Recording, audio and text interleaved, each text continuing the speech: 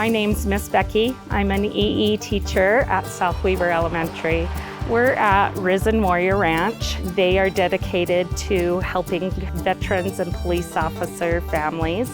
This is a great place for my students to do something that is not something we get to do every day. They are giving our kiddos a tour of their awesome ranch. Our kiddos have some disabilities and they've been super great in accommodating. They're riding the horses. We got to see chickens and pet the horses, so it's been a super fun experience for the kids. We offer a lot of different customized field trips. We have a lot of schools, and so we tried to cater to that. It's just been a great opportunity to service the schools and the veteran families, and we love to share our beautiful ranch with everybody.